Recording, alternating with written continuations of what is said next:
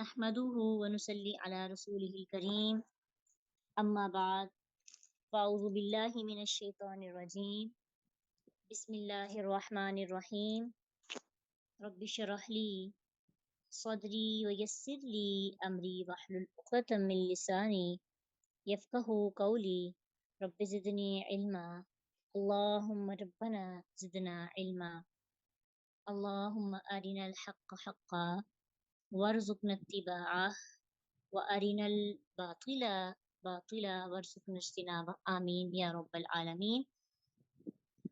हम पढ़ रहे थे वुसअत के एतबार से इस्म की इक़साम। वुसअत के एतबार से इस्म की इक़साम में से हमने कितनी इक़साम देखी थी इसकी, याद है?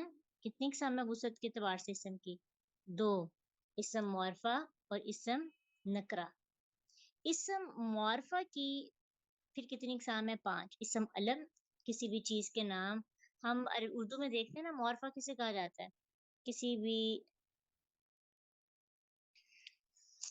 जगह या चीज़ के नाम को हम क्या कहते हैं? मुअर्रफ़ा। लेकिन अरबी में मुअर्रफ़ा के लिए पांच चीज़ें याद रखनी है। कौन कौन सी पांच चीज़ें? कि वो अलम हो, यानी किसी भी चीज़ का, किसी भी इंसान का नाम हो, वो ज़मीर हो, प्रोनाउन जिसे आप कहते हैं, जैसे नाम की जगह पे यूज़ होते हैं ही, शी, इट इंग्लिश में, और अरबी में हुआ, हुम, हुमा वगैरह। और इस्म इशारा, इशारा करीब, इशारा बाईद आपने पढ़ा। आज हम पढ़ेंगे इस्म मौसूल।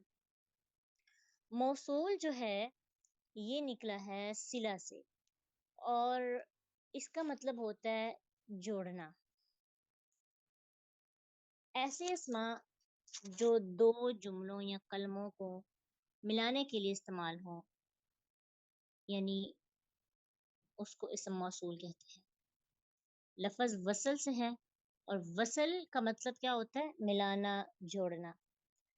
तो हर ज़ुबान में कुछ अल्फाज जो दो जुमलों को मिलाने के लिए इस्तेमाल होते हैं वो चेंज होते हैं। जैसे यहाँ पे वो शख्स आया जो कल भी आया था, ये आई थिंक हमने पढ़ा भी है। हाँ जी, ये तो हम पढ़ चुके हैं। ओके, आज हमने मुअर्रफ बिल लाम पढ़ना था।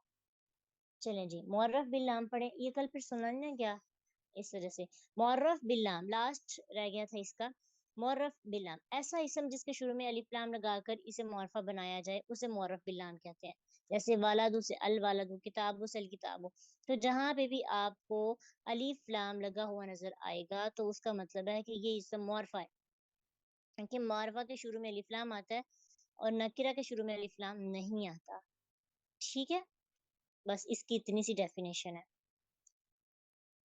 जैसे अब देखिए, हमारे पास मुअर्रफा की पहली चार किस्मों के साथ अलिफ लाम नहीं लगा सकते, वो मना है। बस मुअर्रफा नकिरा जो है ना, कोई इस्म नकिरा हो उसके शुरू में अलिफ लाम लगाएंगे तो उसको मुअर्रफ बिल लाम बनाएंगे, उसको कहेंगे मुअर्रफ बिल लाम।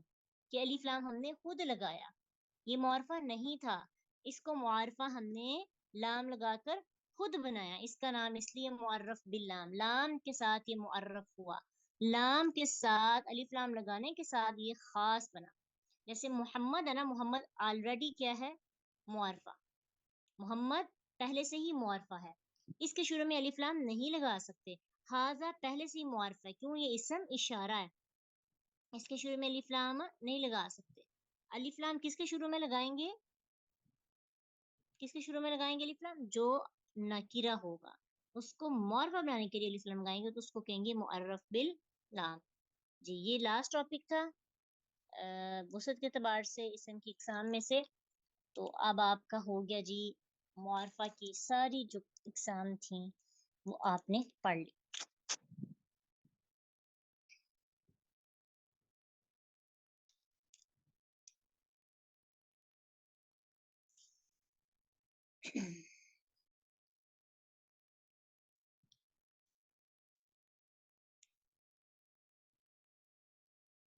अब मुस्हफ खोलें, अपना आज का लेक्चर शुरू करते हैं। हाँ,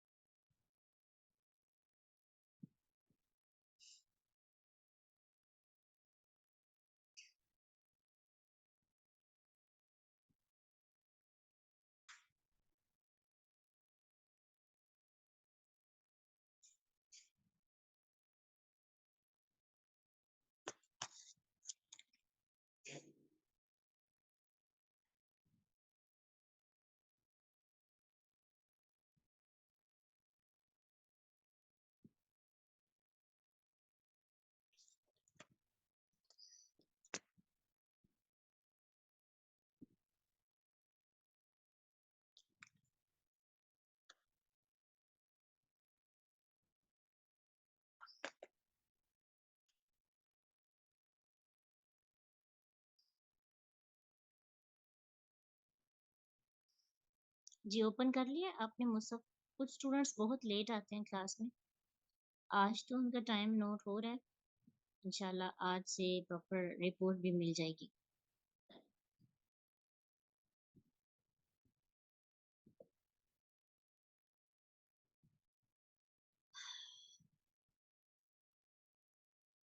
اعوذ باللہ من الشیطان الرجیم، بسم اللہ الرحمن الرحیم، رب اشرح لی صدری ویسر لی امری واحلل عقدۃ من لسانی یفقہوا قولی، رب زدنی علما، اللہم ربنا زدنا علما۔ وَإِذْ اور جب قال کہا موسیٰ، موسیٰ علیہ السلام نے، لِقَوْمِهِ لی ساتھ کے لیے، لی کے لیے، قومہ قوم ہی اپنے، لِقَوْمِهِ اپنی قوم سے۔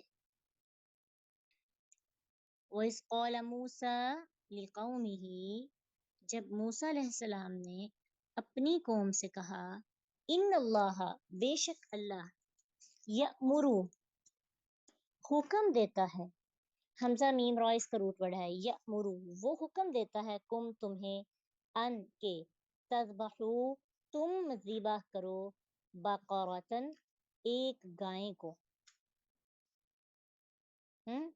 بقرۃن ایک گائے کو۔ بقرۃن کا روٹ ورڈ ہے با قاف را، اور بقرہ کہتے ہیں بیسیکلی زمین کھودنے کو۔ تو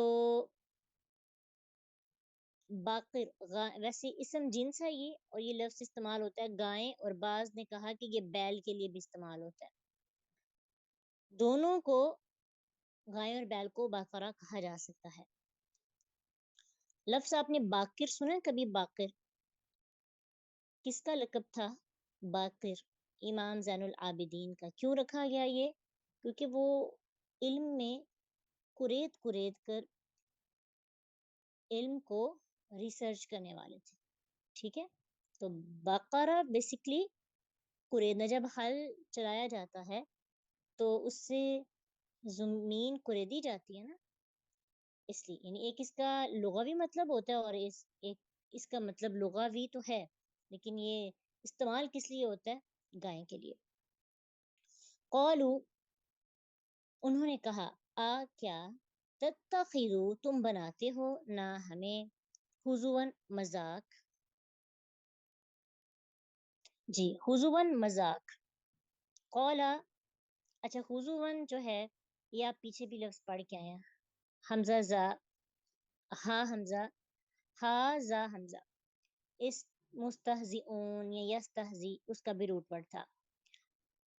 قولا اس نے کہا، اعوذ میں پناہ لیتا ہوں، اعوذ عین واو زال اس کا روٹ ورڈ ہے، تعویذ بھی اسی سے ہے، باللہ اللہ کی، یعنی میں اللہ کی پروٹیکشن لیتا ہوں، ان کے، اکون میں ہو جاؤں، اکون کا مطلب ہوتا ہے میں ہو جاؤں، یکون ہوگا تو وہ ہو جائے، اکون میں ہو جاؤں، یکون وہ ہو جائے، تقون تم ہو جاؤ، تو تھوڑا سا ڈفرنس سمجھ آنی چاہیے۔ من الجاہلین جاہلوں میں سے، جیم ہا لام اس کا روٹ ورڈ ہے، اس کا مطلب ہوتا ہے ناواقف ہونا، بے علم ہونا۔ قالو انہوں نے کہا، ادعو دعا کرو، لنا ہمارے لیے، ربک اپنے رب سے، یبین وہ واضح کر دے، لنا ہمارے لیے، ماں کیسی ہو، ہیا وہ، یعنی وہ کہنے لگے کہ اللہ سے ہمارے لیے دعا کرو کہ ہمارا رب ہم پر یہ واضح کر دے کہ وہ گائیں کیسی ہو۔ قولا کہا، کس نے؟ موسیٰ علیہ السلام نے، انہو بے شک وہ سے مراد اللہ، ٹھیک ہے، انہ بے شک ہو سے مراد اللہ، وہ یقولو وہ فرماتا ہے، انہا بے شک وہ، اب یہاں پہ ہا سے مراد کیا ہوگا یہ آپ بتائیے؟ ہا جو ہے یہاں پروناؤن ہے نا، کس کے لیے آیا ہے ہا؟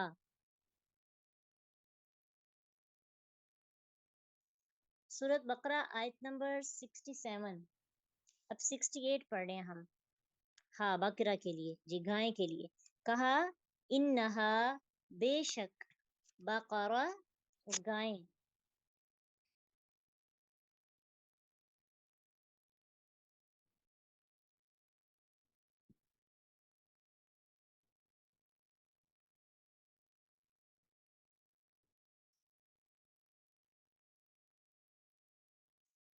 جی ٹھیک ہے، سمجھ آئے گی اس کی؟ انہا بے شک وہ، بقرۃ گائیں، لا فارزن، لا نہ، فارزن بوڑھی ہو، فارزن کا روٹ ورڈ ہے جی فا را ضا، اور فارزا کا بیسکلی مطلب ہوتا ہے کاٹنا، یعنی ایسی گائے نہ ہو جس کی عمر کٹ چکی ہو، یعنی بوڑھی نہ ہو، ٹھیک ہے۔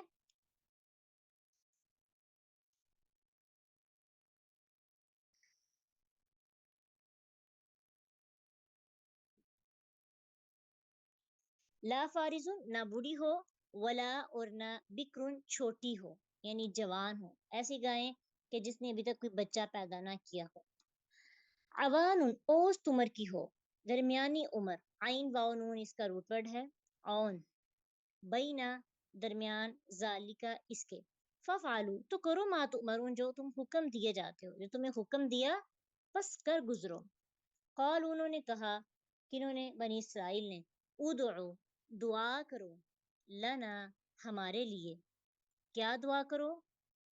ہمارے لیے اپنے رب سے دعا کرو، یبین وہ واضح کر دے، لنا ہمارے لیے، ماں کیسا ہو، لون رنگ، ہا اس کا، ہا سے مراد کیا ہے؟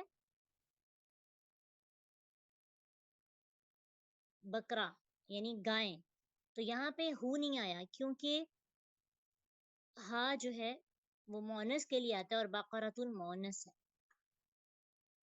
تو کیسا ہو اس کا رنگ؟ قالا کہا موسیٰ علیہ السلام نے، انہو بے شک وہ، یعنی اللہ، بے شک اللہ، یقول وہ فرماتا ہے، انہا بے شک وہ، کون؟ گائیں، بقرۃ گائیں ہو، صفراء زرد رنگ کی، زرد، صفراء عربی لینگویج میں صاد فا را اس کا روٹ ورڈ ہے اور اس کا مطلب ہوتا ہے زرد رنگ، اسے پیلا رنگات کہتے ہیں۔ فاقع، فا قاف عین روٹ ورڈ ہے، خوب گہرا، یعنی سمجھیں چمکدار، یہ لفظ فاقع جو ہے صرف صفراء کے ساتھ آتا ہے، جیسے مطلب آپ انگلش سوری اردو میں کہتے ہیں نا کالا سیاہ، تو کالا صرف کالے کے ساتھ سیاہ آتا ہے، سفید سیاہ نہیں کہہ سکتے یا سرخ سیاہ نہیں کہہ سکتے، پیلا زرد کہتے ہیں، اس کا رنگ پیلا زرد ہوا پڑا ہے، اس لیے اسی طرح عربی میں صفراء کے ساتھ فاقعون آتا ہے، مطلب زرد رنگ، خوب چمکدار گہرا، جیسے گولڈن گولڈن کلر ہوتا ہے، لونو رنگ، ہا اس کا، تسرو خوش کرتی ہو، تسرو کا روٹ ورڈ ہے سین را را، سرور بھی اسی سے ہے، سرور کیا ہوتا ہے؟ خوشی، اور مسرت، مسرت بھی اسی سے ہے، اردو کے جو لفظ ہیں، تو عربی کے بہت سے الفاظ اردو سے ملتے جلتے ہیں، بس سمجھ آ جائے تو خود بہت ورڈز یاد ہو جاتے ہیں۔ تسرو خوش کرتی ہو، الناظرین ناظرین نظر سے ہے، نون ضا را، نظر کسے کہتے ہیں؟ دیکھنے کو، اردو میں بھی استعمال کرتے ہیں، مجھے نظر نہ لگا دینا کہتے ہیں نا، وہ مجھے دیکھ رہی ہے، تو بیسکلی اس کا مطلب ہوتا ہے نظر دیکھنے والوں، ناظرین دیکھنے والوں کو۔ قالوا انہوں نے کہا، ادعو دعا کرو ہمارے لیے، ربک اپنے رب سے، یبین وہ کیا کر دے؟ وہ واضح کر دے، لنا ہمارے لیے،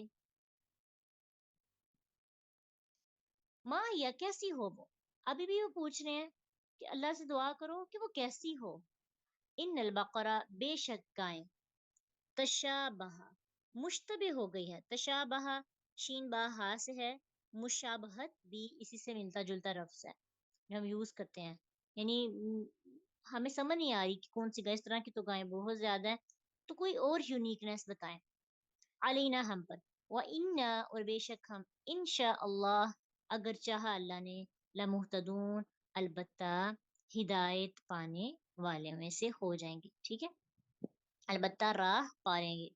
تو محتدون کے 3 میننگز آپ نے پڑھے تھے، یاد ہوں اگر اہدنا میں ہم نے سیکھے تھے، چلیں نوٹس کھول کے دیکھ لیں۔ ہدایت ہاد عالیہ کے 3 روٹ ورڈز، 3 میننگز آپ نے پڑھے تھے۔ اب علمی ہدایت اور عملی ہدایت نہیں بتا دینا، نہیں، ہدایت کے 3 میننگز پڑھے تھے، وہ تو ہدایت کی اقسام ہو گئی نا، عملی ہدایت اور علمی ہدایت کیا ہوں گے؟ راستہ،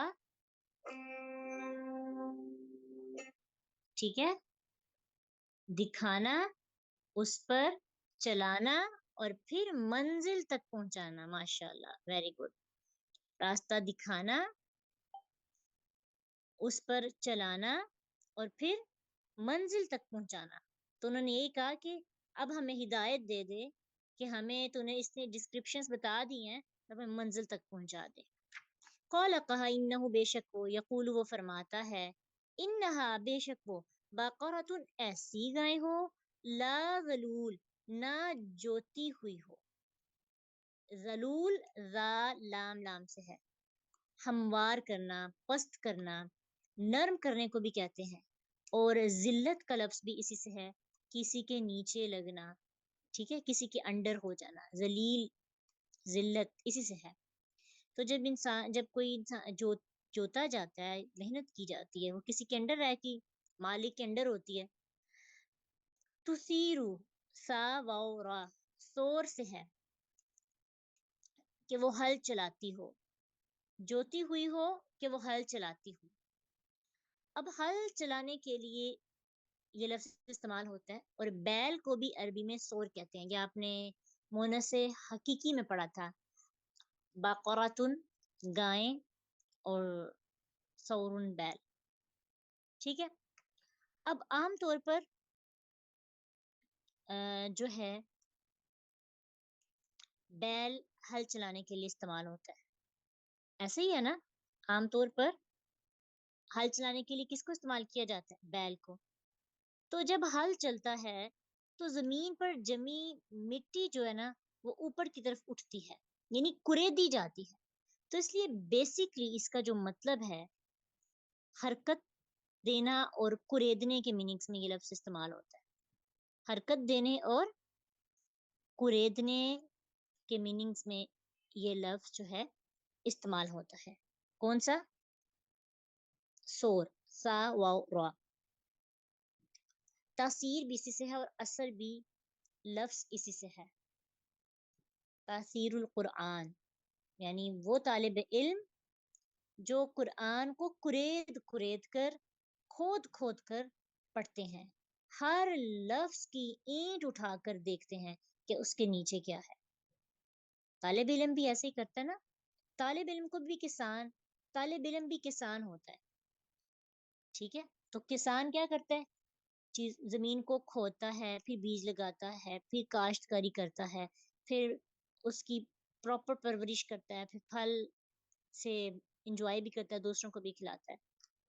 اسی طرح ایک طالب علم جو اسٹوڈنٹ ہوتا ہے وہ بھی چیزوں کو کوریدتا ہے، ہر چیز کو سمجھتا ہے، تحقیق کرتا ہے، ہڈن میننگز جو ہوتے ہیں نا ان تک جاتا ہے، ٹھیک ہے، اس کی روٹس تک جاتا ہے۔ روٹ ورڈز آپ کو کیوں سکھائے جاتے ہیں؟ تاکہ آپ روٹس تک پہنچیں۔ تو ایک ہوتا ہے قرآن کا ظاہری حسن، ایسے قرات کر لینا، تلاوت کر لینا، ایک ہوتا ہے باطنی مضبوطی والا قرآن سے رشتہ، وہ ہوتا ہے اس کی روٹس تک جانا، اکھاڑ کر چیزوں کو دیکھنا کہ حقیقت میں ہے یہ کیا۔ تو ہمیں بھی علم کے میدان میں سور بننا ہے۔ تو سیر الارض کہ وہ ہل چلاتی ہو زمین میں، کون؟ گائیں، یعنی گائیں ایسی نہ ہو کہ جو جوتی ہوئی ہو یا ہل چلاتی ہو، بڑی لاڈلی سی گائے ہو. ولا اور نہ تسقی وہ سراب کرتی ہو. تسقی کا روٹ ورڈ ہے سین قافیہ. سین قافیہ کے روٹ ورڈ پر آپ نے کوئی اور لفظ پڑھا ہو بتائیں. ابھی 2-3 لیکچرز پہلے کی بات ہے. سین قافیہ کے روٹ ورڈ پر آپ نے کوئی ورڈ پیچھے پڑھا ہو. Very good. استسقا کیا مطلب تھا اس کا؟ وَإِذِ اسْتَسْقَىٰ مُوسَىٰ لِقَوْمِهِ فَقُلْنَا اضْرِب بِّعَصَاكَ الْحَجَرَ. پانی مانگا. تو تسقی سین قافیہ کا بیسیکلی مطلب کیا ہوتا ہے؟ یہ پانی کے لیے آتا ہے. ساقی یہ پانی پلانے والے کو کہتے ہیں. تو تسقی وہ سراب کرتی ہو الحرث کھیتی کو، یعنی وہ کھیتی کو سراب بنا کرتی ہو. مسلمتن صحیح سلامت ہو. سین لام میم سے ہے اور مسلمان بھی سے ہے. سلامتی، امن، کوئی نشان اس کے اوپر نہ ہو. لا نہ ہو شیطن کوئی داغ. واو شین یا اس کا روٹ ورڈ ہے علامت کے لیے، داغ کے لیے، یعنی ایسا داغ جو کسی رنگ کے خلاف نظر آئے. مثلا وائٹ کلر ہے نا تو اس کے اوپر جو ہے کوئی بلیک نظر آئے، ریڈ، بلو، سارے نظر آئیں گے نا. تو جو رنگ ہو اس رنگ کے اوپر کوئی اور رنگ کا داغ جو نظر آتا ہے. فیہا اس میں، قالوا انہوں نے کہا، آنا اب جئتا لایا ہے تو، بالحق کی حق کو، فاتو ذبحوہا، فا پھر ذبحو ذبح کیا انہوں نے، ہا اسے، وما کادو اور نہ تھا وہ قریب تھے کہ یفعلون وہ کرتے، یعنی لگتا نہیں تھا کہ وہ کریں گے لیکن پھر انہوں نے کر ہی دیا. وائز پھر جب، قتل کیا تم نے، نفسن ایک نفس کو، فدارتم فا پھر دارا حمزہ سے ہے اور اس کا مطلب ہوتا ہے دفع کرنا یا پھینکنا. تو تم یعنی پھر ایک دوسرے پر ڈالنے لگے، تم ایک دوسرے پر الزام لگانے لگے، ایک دوسرے کی طرف پھینکنے لگے. فیہا اس کے بارے میں، اللہ اللہ مخرجن نکالنے والا تھا، ما جو کن تم تھے تم تکتمون تم چھپاتے. کاف تامیم اس کا روٹ ورڈ ہے. فا تو قلنا کہا ہم نے، اضربو مارو ہو اسے، ببعضها ساتھ اس کے بعض حصے کے، کذالکا اسی طرح، یحیی اللہ وہ زندہ کرے گا اللہ الموتى مردوں کو، ویریکم اور وہ دکھاتا ہے تمہیں، آیاتی ہی اپنی نشانیاں، لعلکم تعقلون تاکہ تم عقل سے کام لو.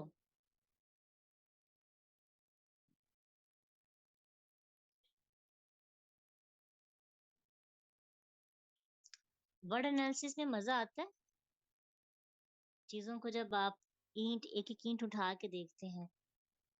آپ بھی تفسیر القرآن، ٹھیک ہے، جو حل چلاتے ہیں اسی طرح مزہ آتا ہے. یہ طالب علم کا کام ہے، ٹھیک ہے.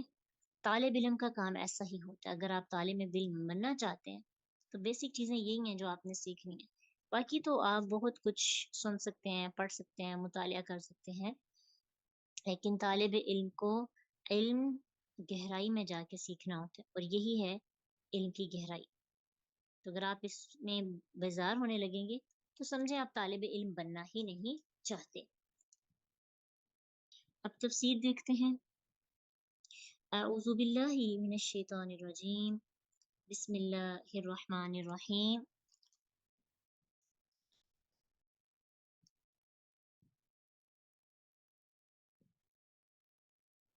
وَإِذْ قَالَ مُوسَىٰ لِقَوْمِهِ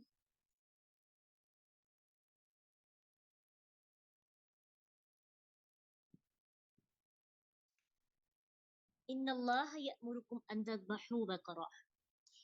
موسیٰ علیہ السلام نے جب اپنی قوم سے کہا، اے میری قوم، بے شک اللہ سبحانہ تعالیٰ تمہیں حکم دیتا ہے کہ تم کیا کرو، گائے کو ذبح کرو. ٹھیک ہے. اب موسیٰ علیہ السلام کی قوم کو گائے کو ذبح کرنے کا حکم کیوں دیا گیا تھا؟ اس لیے کہ ایک تو بات یہ تھی کہ مصر میں غلامی کے زمانہ میں وہ فرعون کے ساتھ ساتھ رہتے ہوئے کہ بنی اسرائیل بھی گائے کی تقدیس میں پڑنے لگے تھے، کیونکہ مصری جو لوگ تھے مصر میں، وہ لوگ گائے کو عقیدت کی نگاہ سے دیکھتے تھے. تو ایسا ہی ہوا کہ ان کے دل میں بھی گائے کی محبت پیدا ہونے لگی. اسی لیے جب موسیٰ علیہ السلام کوہ طور پر اللہ کی کتاب لینے کے لیے گئے تو پھر کیا ہوا، وہاں پہ انہوں نے پیچھے سے سامری کے کہنے پر گائے کا ایک بچڑا، ایک اپنے زیورات سے ایک بچڑا بنایا اور وہ گائے کی تو اس سے محبت کرنے لگے اور شرک میں مبتلا ہو گئے، یعنی گائے کی پوجا کرنا شروع کر دی، بچڑا بنا کر اس کی پوجا شروع کر دی. تو یہ ان کے دل میں جو گائے کی محبت تھی نا، اس کو ختم کرنے کے لیے اللہ سبحانہ تعالیٰ نے ان کو حکم دیا کہ تم گائے کو ذبح کرو. اب جب موسیٰ علیہ السلام نے آ کر بتایا کہ اللہ کہہ رہے ہیں کہ گائے کو ذبح کرو، تو ان کو یہ بات بڑی عجیب لگی. کہنے لگے قالوا تتخذنا ہزوا، کیا تم ہم سے مذاق کرتے ہو؟ کیا تم ہم سے مذاق کر رہے ہو؟ تو بنی اسرائیل کو گائے کا ذبح کرنے کا حکم مذاق کیوں لگا؟ کیونکہ ان کے دل میں گائے کی محبت تھی. ادروائز ہمیں کوئی کہ گائے کو ذبح کیا جائے، ہم تو سمپلی اللہ کو حکم مانتے ہوئے کریں گے کہ ہماری گائے سے محبت نہیں ہے. اس کے برعکس جب آپ ہندوؤں کو جا کے ان کا کوئی بھی جو پیشوا ہوتا ہے وہ اگر آرڈر کرے اپنی قوم کو گائے کو ذبح کرے تو وہ پوچھیں گے کیا تم مذاق کر رہے ہو، گائے کو ذبح کروا رہے ہو؟ بالکل، جس چیز سے آپ کو محبت ہوتی ہے، کوئی آپ کو اسے قربان کرنے کے لیے کہے تو بالکل ری ایکشن ایسا ہوتا ہے، کیا کہا، ہم ایسا کریں، کیا تم مذاق تو نہیں کر رہے؟ ہوتا ہے کہ نہیں ری ایکشن ایسا؟ جس چیز سے ہم محبت کرتے ہیں اس کی قربانی بڑی مشکل ہوتی ہے. لیکن ابراہیم علیہ السلام نے کی تھی، ان کا بیٹا تھا اور اللہ نے کہا کہ اس کو جا کے قربان کر دو، تو اللہ سے نہیں کہا یا اللہ آپ مجھ سے مذاق کر رہے ہیں. یہ ہوتا ہے فرق ماننے اور نہ ماننے والوں کا. یہ ہوتا ہے سمیعنا و اطعنا، اسی کو کہتے ہیں اطاعت. ابراہیم ہر آزمائش پہ پورا اترے علیہ السلام، اللہ کے دوست بن گئے. اس کے برعکس بنی اسرائیل کا حال دیکھیں، بنی اسرائیل سے قربانی مانگی جا رہی ہے، بیٹوں کی نہیں. حالانکہ ان کے بیٹے ذبح ہوتے تھے تب تو وہ آگے سے بول نہیں سکتے تھے. اب ان کو آزادی ملی تو گائے کو ذبح کرنے پر بھی اعتراض کر رہے ہیں موسیٰ علیہ السلام سے. موسیٰ علیہ السلام کا ریپلائی کتنا خوبصورت ہے. قال اعوذ باللہ ان اکون من الجاہلین، کہا میں پناہ مانگتا ہوں، میں اللہ کی پروٹیکشن میں جاتا ہوں کہ میں جاہلوں میں سے ہو جاؤں. یہ کیوں کہا کہ میں جاہلوں میں سے ہو جاؤں؟ کیونکہ کوئی بھی پیغمبر اپنی قوم کے ساتھ مذاق نہیں کرتا. تبلیغ کا کام، دین کا کام سنجیدگی سے ہوتا ہے. اس لیے موسیٰ علیہ السلام نے کہا میں کوئی جاہل ہوں کیا، میں بے وقوف ہوں کہ تم سے مذاق کروں؟ کیا مجھے مذاق کی سیٹ پہ بٹھایا گیا؟ کیا مجھے کامیڈی شو کرنے کے لیے بٹھایا گیا؟ نہیں، میں پیغمبر ہوں اور پیغمبر مذاق نہیں کیا کرتے. اس سے ہمیں ایک یہ بھی سبق ملتا ہے کہ جو شخص دین کی تعلیم دے رہا ہوتا ہے وہ کسی کا مذاق نہیں اڑا سکتا، اور اڑانا بھی نہیں چاہیے. جیسے اپنے اسٹوڈنٹس کا، اپنے انڈر جو اپنے فالوورز ہیں، کوئی ایسا سوال کر دے یا کوئی بات کسی کی بڑی آپ کو لگے آکورڈ سی، تو دینی لیڈر جو ہوتا ہے نا، اس کے اندر اتنا تحمل ہونا چاہیے کہ وہ برداشت کر سکے، نہ کہ کسی کا مذاق اڑائے. چاہے کوئی بچہ ماں سے سوال کرتا ہے، بے وقوفانہ سوال، اب اکثر پیرنٹس یا ٹیچرز آگے سے ہنسنا شروع کر دیتے ہیں. وہ ہنسی بچے کے کانفیڈنس کو لو کر دیتی ہے اور پھر وہ آئندہ سوال کرنے کی جرت نہیں رکھتا. نہیں، مذاق ہے یہ، ہنسنا کسی کے سوال پر، کسی کی تحقیر کرنا، ایسا بالکل بھی نہیں. جو لوگ سکھانے والے ہوتے ہیں، جو لوگ لیڈر ہوتے ہیں، جو آگے لگے ہوتے ہیں، ان کو کسی کا بھی مذاق نہیں. ہر ایک کی بات کو سمجھ کر اس کی عزت کرنی چاہیے. تو ایسے مواقع پر کسی کا مذاق اڑانا جہالت ہے، یا پھر کسی کی غلطی پر اس کا مذاق اڑانا شروع کر دینا. مذاق بیسیکلی جاہلوں کا کام. جیسے آج کل میمز بنا لی جاتی ہیں، کسی کو چھوٹی سی غلطی نظر آتی ہے، اس کے میمز بنا کر اس کو اتنا زیادہ وائرل کر دیا جاتا ہے کہ وہ شخص اپنی بہت انسلٹ بھی فیل کرتا ہے. خیر، یہ مذاق کے حوالے سے چند باتیں تھیں جو ہمیں ذہن میں رکھنی چاہیے. پھر کیا کہتے ہیں وہ اللہ سے، قالوا ادع لنا ربک یبین لنا. حالانکہ اللہ نے کہا تھا گائے ذبح کرو، ان کو چپ کر کے گائے ذبح کر دینی چاہیے تھی. کیا کہتے ہیں جی، اے موسیٰ اللہ سے دعا کرو، وہ بتائیں کہ گائے ہے کیسی. یہ بتاؤ گائے کیسی ہے.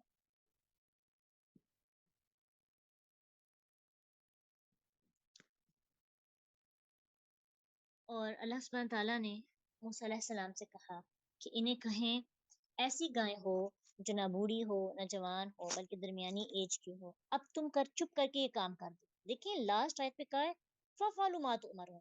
یعنی اللہ سبحانہ تعالیٰ چاہ نہیں رہے کہ یہ مزید سوال کر کے اپنی مشکلات پیدا کریں، لیکن کیونکہ وہ کرنا نہیں چاہتے تھے نا. سوالات کی کثرت وہ کیوں کر رہے تھے؟ سوالات کی کثرت کیوں ہوتی ہے؟ جب انسان کوئی کام نہ کرے، جب اس کا کام کرنے کو دل نہ کرے. مثلا آپ اسائنمنٹ اگر کسی کو ہم دیتے ہیں یا ٹیچر کلاس میں کہ آپ نے اتنے کوشچنس کر کے آنے ہیں، پھر اسٹوڈینٹس پوچھیں گے میم صرف ون ٹائم کرنے ہیں. پھر ٹیچر کے ذہن میں فوراً آئے گا اچھا اسائنمنٹ ہے تو تھوڑا کام زیادہ دے دینا چاہیے. نہیں، آپ 2 ٹائمس کر کے. میم کس پینسل کے ساتھ کریں گے، ریڈ سے کریں گے، بلو سے، یا یلو سے، یا گرین سے؟ اچھا آج کچھ ٹیچر کے ذہن میں کچھ نئی چیز آ جائے گی، گرین کلر سے کبھی میں نے کام نہیں چیک کیا، چلو گرین کلر سے آپ کر لیجئے گا. پھر رجسٹر پہ کریں گے یا شیٹس پہ کریں گے؟ تو ظاہری بات ہے جس سے آپ سوال کر رہے ہیں بار بار، ایسا بندہ وہ کرتا ہے جو کام نہیں کرنا چاہتا، کہ اکتا کے نا اگلا بندہ کیا آپ رہنے دیجئے گا. گھر میں بھی ہم اکثر ایسے کرتے ہیں، پیرنٹس کوئی بات کہیں ہم اسے اتنے سوالات کرتے ہیں، یعنی بے جا سوال، کھال اتارنا بات کی. حالانکہ اللہ سبحانہ تعالیٰ نے آرڈر دیا تھا چپ کر کے کام کر لیتے، لیکن وہ بات کی کھال اتار رہے تھے. اللہ نے نہیں انہیں کہا تھا کہ بار بار سوال کرو. تو سوالات کی کثرت کام نہ کرنے کے لیے ہوتی ہے، اور کثرت کلام عمل میں رکاوٹ بنتی ہے. عموماً بہت سے کام نہ کرنے کی وجہ یہ ہوتی ہے کہ ہم کلام بہت زیادہ کرتے ہیں. زیادہ باتیں، زیادہ بولنا نماز پہ بھی اثر انداز ہوتا ہے. اس سے دلوں کی سختی بھی ہو جاتی ہے، خشوع ختم ہو جاتا ہے، علم کی یکسوئی ختم ہو جاتی ہے. خاص طور پر نماز میں تو باتیں کرنے سے منع کیا گیا. اگر نماز میں ہم باتیں کریں گے تو نماز ہی نہیں ہوتی. اسی طرح قرآن پڑھتے ہوئے زیادہ کلام کرنا رحمت سے دوری ہے، کیونکہ قرآن میں یہ آتا ہے کہ جب تم قرآن کی تلاوت کرو تو خاموشی سنو، تو خاموشی اختیار کرو. پھر اذان، جو شخص اذان سنتا ہے اس سے بھی خاموشی سے اذان سن کے اس کا رپلائی کرنا چاہیے، دعا پڑھنی چاہیے، کیونکہ اس ٹائم پہ دعا رد نہیں ہوتی. تو جو بندہ اس ٹائم کو بھی اپنی زیادہ باتوں کی وجہ سے، چرب زبان کی وجہ سے، لوگوں سے ڈسکشن کی وجہ سے ضائع کر دیتا ہے، وہ بہت بڑا خسارہ حاصل کر لیتا ہے. جمعے کے خطبے کے وقت خاموشی کا حکم دیا گیا. جو شخص چپ کروانے کے لیے بھی کسی کو کہتا ہے نا خاموش ہو جاؤ، وہ بھی لغو بات کرتا ہے. پھر علم کی مجلسوں میں جب انسان علم سیکھتے سیکھتے ساتھ دوسرے کام کر رہا ہے، ساتھ دوسروں کے ساتھ ڈسکشنز کر رہا ہے، اس کی علم کی طرف دھیان نہیں، تو علم سے دور ہو جاتا ہے، علم اس کے دل تک نہیں پہنچتا. تو جب کوئی شخص حکم سن کر عمل کر لیتا ہے تو اس کا عمل آسان ہوتا ہے، لیکن جو بندہ حجت بازی کرتا ہے، کھال اتارتا ہے، اس کے لیے کام مشکل ہو جاتا ہے. اس لیے دین کے معاملے میں، خاص طور پہ نیکی کے معاملے میں دیر نہیں کرنی چاہیے.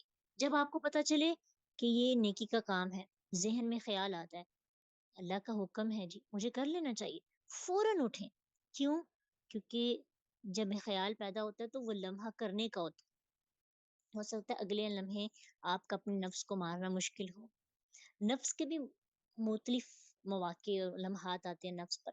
کبھی کبھی ایمان کی کیفیت اتنی زیادہ بڑی ہوئی ہوتی ہے کہ عمل کرنا بہت آسان ہوتا ہے. تب دل کر رہا ہوتا ہے نیکی کا کام کریں، صدقہ کریں، نوافل پڑھیں، قرآن پڑھیں تو کریں. یہ نہ سوچیں کہ کل سے پرسوں سے، اسی وقت اٹھیں اور خوب خوب اللہ کے ساتھ تعلق جوڑیں، محبت کریں، باتیں کریں. کیونکہ آنے والا لمحہ آپ کو وہ فیلنگز دے کہ نہ دے، اس لیے ابھی ہی جو اللہ نے ٹائم دیا اس ٹائم پہ کوشش کر لینی چاہیے. ٹھیک ہے، جیسے کہ اللہ سبحانہ تعالیٰ قرآن میں فرماتے ہیں نا وَسَارِعُوا إِلَىٰ مَغْفِرَةٍ، جلدی کرو اللہ کی طرف بخشش کرنے میں. وَفَفِرُّوا إِلَى اللَّهِ، تو نیکی میں دیر نہیں کرنی چاہیے کیونکہ آئندہ ہم فتنوں میں مبتلا ہو سکتے ہیں. پھر اس آیت سے ہمیں ایک اور چیز سیکھنے کو مل رہی ہے کہ یہ لوگ کام کرنے میں سستی کر رہے ہیں، بار بار سوال کر رہے ہیں اللہ سے، اچھا یہ فلاں چیز بتائیں، فلاں چیز بتائیں. تو سستی کون کرتا ہے کاموں میں؟ سستی کون کرتا ہے؟ منافق.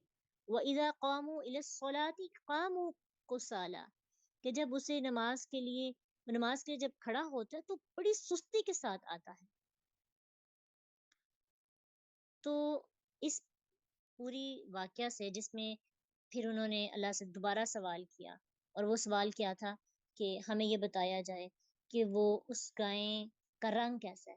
اللہ سبحانہ تعالیٰ نے بتا دیا کہ رنگ ایسا ہو جو انتہائی چمکدار ہو، گولڈن کلر کا، جیسے ان کے بچڑے کا گولڈن گولڈن رنگ تھا نا. مزید ان کی محبت کو ختم کرنے کے لیے اللہ نے، اور آج کے دور میں بھی اگر آپ زرد رنگ کی گائے ڈھونڈنے شروع ہو جائیں جو چمکدار سی اور گولڈن کلر کی ہو، کیا ملے گی آسانی سے؟ کتنی مشکل ہوگی. لیکن وہ اپنے لیے مشکلات خود لے کے آ رہے تھے. تو پھر دوبارہ سے جب اللہ نے یہ بھی بتا دیا، پھر کہنے لگے یا اللہ ہمیں جو ہے اس گائے کے بارے میں بتائیں، وہ ہم پر مشتبہ ہو گئی ہے. یعنی بہت سی گائیں ایسی ہمارے ذہن میں آنے لگی ہیں. کیوں کہہ رہے تھے کہ ہماری جان چھوٹ جائے؟ اگر وہ انشاءاللہ لمہتدون نہ کہتے، شاید کہ وہ گائیں ڈھونڈ نہ پاتے اور ان پر عذاب آ جاتا. لیکن انہوں نے کہا انشاءاللہ لمہتدون، اگر اللہ نے چاہا تو ہم ضرور ہدایت والے ہو جائیں گے. تو یہی ایک ورڈ تھا جس کی برکتوں سے پھر انہیں گائے ملی، اور بہت مشکل سے وہ گائے ملی اور بہت بڑی قیمت چکا کر ان کو وہ گائے حاصل کرنی پڑی. پھر اللہ نے کہا اچھا چلو ٹھیک ہے، تم واقعی اپنے لیے مشکلات چاہتے ہو، آ جاؤ. ایسی گائے ہو جو کبھی جس نے ہل نہ چلایا ہو، نہ جوتی ہو، نہ کبھی کسی کو پانی پلایا ہو، اور کسی قسم کا اس پہ داغ نہ ہو. اب ان کو پتا تھا کہ اس کے بعد کوئی سوال نہیں ہو سکتا. اب بے بس ہو گئے تھے، کہنے لگے اچھا اب تم نے اچھا کام کیا، اب تم نے ساری باتیں بتائی. فذبحوها وما كادوا يفعلون، کہنے لگے پھر انہوں نے اس گائے کو ذبح کیا، لیکن اللہ کہتے ہیں وما كادوا يفعلون، قریب تھا کہ وہ گائے کو ذبح کرتے ہی نہ. تو اس رکوع سے ایک بات جو ہمیں سیکھنے کو ملی ہے وہ یہ ہے کہ انسان کو دین کے بارے میں بیکار باتیں نہیں کرنی چاہیے، بیکار گفتگو، بات کی کھال اتارنا. کیونکہ انسان کے دین کا حسن یہ ہے کہ انسان لا یعنی اور فضول باتوں کو چھوڑ دے. جو بندہ فضول باتیں اور فضول ایکٹیویٹیز اور فضول سوال، ایک ہوتا ہے مطلب کے سوال کہ یہ صحیح ہے یا غلط ہے یہ ہمیں بتا رہے، باطل اور حق کے درمیان فرق کرنے والے سوالات. ایک یہ ہوتا ہے کہ آپ فضول کوشچنس کرتے ہیں. مثلا اگر آپ کو کہا جائے کہ اللہ تعالیٰ قرآن میں کہتے ہیں کہ صرف اللہ کی عبادت کی جائے، پھر آپ اس کے مزید مفروضات، کچھ تو ہوگا اللہ کے نبی کے بارے میں بھی عبادت کا حکم دیا گیا، مزید ڈسکشن شروع کر دیتے ہیں جس کے بارے میں ہمارے ہاں کچھ ایسا ہوتا ہی نہیں. تو پورا خلاصہ یہ ہے کہ اپنی گفتگو پر غور کرنا ہے. ایسی گفتگو جو بیکار ہے، فضول ہے، جس کا کوئی مطلب نہیں، اس کو اپنی گفتگو سے مائنس کر دیں. یقین جانے آپ کوشش کر کے دیکھ لیں، کلام میں جب کمی آتی ہے نا، جب ہم کم کم بولتے ہیں، زیادہ عمل کی طرف توجہ دیتے ہیں، تو اندر بہت سکون آ جاتا ہے. ہمارے ہاں سکون کی ایک بہت بڑی وجہ ہمارا بہت زیادہ بولنا بھی ہے. بہت کلام کرتے ہیں، بہت فضول اپنی زبان کو چلاتے ہیں. مطلب کا کام، با مقصد زندگی گزارنی ہے. پھر نمازوں میں خشوع بھی آتا ہے. نمازوں میں خشوع کا نہ ہونا، اس کی ایک بہت بڑی وجہ یہ بھی ہے، لا یعنی اور فضول گفتگو کرنا. اللہ تعالی ہم سب کو اس سب سے بچائے. وَإِذْ قَتَلْتُمْ نَفْسًا فَادَّارَأْتُمْ فِيهَا. اب کیا ہوا کہ اللہ سبحانہ تعالیٰ ان کو پھر یاد کرا رہے ہیں، کیا تمہیں وہ بندہ یاد ہے جو قتل ہوا تھا؟ اور قتل ہونے کے بعد اب کیا ہوا کہ قتل تو ہو گیا، قاتل کا پتہ نہیں چل رہا تھا، ہر بندہ دوسرے بندے پر الزام پھینک رہا تھا. فَادَّارَأْتُمْ، فلاں نے کیا ہے، فلاں نے کیا ہے. قاتل کا پتہ نہ چلا تو اس طرح سے الزام لگانے لگے. اللہ نے سب کچھ کھول کے رکھ دیا. اللہ سبحانہ تعالیٰ نے کہا تم ایسا کرو کہ آپس میں لڑائی جھگڑا نہ کرو، بلکہ اس گائے کا ایک ٹکڑا لو اور اس کو مقتول کے جسم پر لگاؤ، یہ خود ہی بول کر بتا دے گا کہ مجھے کس نے مارا ہے. ٹھیک ہے. اب یہی گائے، لیکن گائے کو ذبح کرنے کی حکمت پتہ چل گئی. پہلے گائے ذبح ہوئی، پھر گائے کو استعمال کہاں کرنا یہ بھی پتہ چل گیا. تو یہ لوگ جو گائے کو فضول سمجھ رہے تھے کہ اس کو کیوں ہم قربان کریں، اب ان کے حق میں گائے بہتر ثابت ہو گئی کہ ان کی آپس میں لڑائی شروع ہو گئی تھی، تو اسی گائے کی وجہ سے ان کی مصیبت ٹل گئی اور اللہ سبحانہ تعالیٰ نے ان کے ماحول کو سکون والا بنا دیا. کذالک واللہ مخرج ما کنتم تکتمون. جو کچھ بھی تم چھپاتے ہو نا، اللہ تعالیٰ سب کچھ کھولنے والا ہے. اللہ ظاہر کرنے والا ہے ہر وہ چیز کو. اللہ تو سب جانتا ہے. جو برائیاں چھپ چھپ کے کرتے ہو اللہ وہ دیکھ رہا ہے. اور ہوتا بھی ایسے ہے کہ جو برائیاں اکثر چھپ چھپ کے کی جاتی ہیں وہ کسی نہ کسی وقت ظاہر ہو جاتی ہیں. اور حدیث میں آتا ہے کہ جو انسان اپنی تنہائی میں برائی کرتا ہے، قیامت کے دن اس کے اعمال تہامہ پہاڑ جتنے بھی ہوں گے سب کے سب اڑا دیے جائیں گے. تہجد پڑھتا ہے، نماز پڑھتا ہے، روزے رکھتا ہے، صدقات دیتا ہے، سب عبادات کرتا ہے، لیکن اس کی تنہائی پاک نہیں. تنہائی میں جب ہوتا ہے تو گناہ کرتا ہے. قیامت کے دن اس کے سارے گناہ اس کی تنہائی ناپاک ہونے کی وجہ سے اڑا کے خاک کر دیے جائیں گے. اس لیے اللہ تعالیٰ کی اس آیت کو واللہ مخرج ما کنتم تکتمون پر غور کرنا چاہیے کہ جو کچھ بھی ہم اپنے اندر چھپا رہے ہیں، لوگوں سے چھپ چھپ کر کام کر رہے ہیں، اللہ ظاہر کرنے والا ہے. چاہے تو دنیا میں کر دے اور آخرت میں تو وہ کرے گا ہی. جو لوگ توبہ نہیں کریں گے، یہ اللہ ہی ہے، اللہ کی رحمت ہوگی اس بندے پر جس کا راز رہے گا. اور اس بندے کا راز رہے گا جو دنیا میں لوگوں کے راز رکھتا ہے. جو بندہ لوگوں کے راز فاش کرتا ہے دنیا میں اللہ تعالیٰ قیامت کے دن اس کے راز کو بھی فاش کر دیں گے. تو کیا ہم چاہتے ہیں کہ قیامت کے دن ہمارا راز فاش ہو؟ نہیں چاہتے نا. تو پھر کیا کرنا چاہیے؟ دنیا میں لوگوں کے راز فاش نہیں کرنے چاہیے، اچھا سلوک کرنا چاہیے.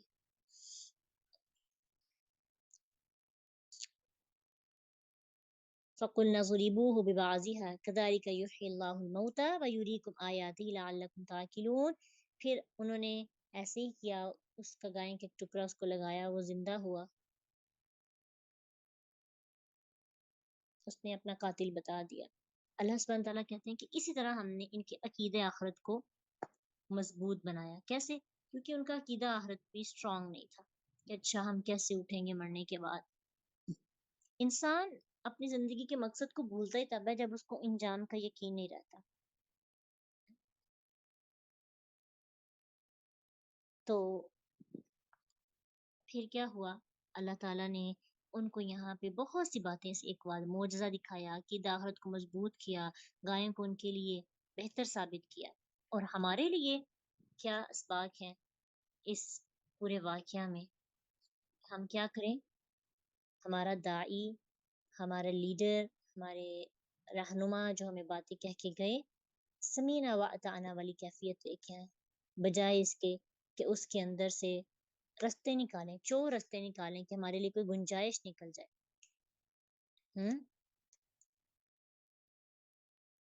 گنجائش نہیں نکالیں اپنے لیے. دین کو ایسے لیں جیسے اللہ کے رسول صلی اللہ علیہ وسلم پر نازل ہوا تھا. پھر باتوں کی کھال اتارنے والے نہ بنے، فضول باتیں کرنے والے نہ بنے، اس سے بچنے کی کوشش کریں۔ قاتل کا نام نہیں بتایا گیا، اللہ نے کبھی کسی کا بھی نام نہیں بتایا ہے جو لوگ برائی میں انوالو رہتے ہیں۔ ایون کہ یوسف علیہ السلام کو ورغلانے والی جو عورت تھی، عزیز مصر کی بیوی، جس کو ہم زلیخا کے نام سے یاد کرتے ہیں، اس کا نام زلیخا تھا کہ نہیں یہ بھی کنفرم نہیں ہے، کیونکہ نہ قرآن میں ہے، نہ حدیث میں ہے، نہ ہی اوتھینٹک کتابوں میں ہے۔ یہ اسرائیلی روایات ہیں جس میں انہوں نے نام زلیخا بتایا، اللہ تعالیٰ نے اس کا نام ظاہر نہیں کیا۔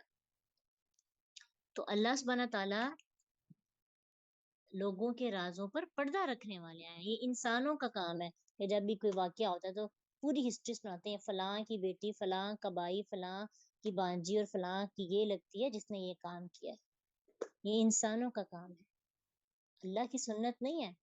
ہم ویسے بھی تو کسی کو عبرت کے لیے واقعہ سنانا ہو تو بغیر نام کے بتا سکتے ہیں نا، لیکن ہمیں مزہ آتا ہے دوسروں کی عزتوں کو اچھال کر۔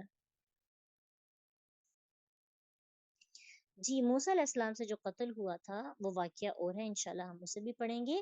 وہ ان سب واقعات سے پہلے کیا ہے، وہ تب کیا جب موسیٰ علیہ السلام نبی بھی نہیں بنے تھے۔ موسیٰ علیہ السلام کو نبوت ملنے سے پہلے کا واقعہ، جب وہ مصر چھوڑ کر جا رہے تھے، ان کی شادی سے پہلے کا واقعہ ہے۔ اللہ ہم سب سے راضی ہو، ہمیں حق اور باطل میں فرق کرنے کی تمیز عطا کرے۔ وآخر دعوانا ان الحمد للہ رب العالمین۔ سبحانك اللهم وبحمدك أشهد أن لا إله إلا أنت نستغفرك ونتوب إليك۔ السلام عليكم ورحمة الله وبركاته۔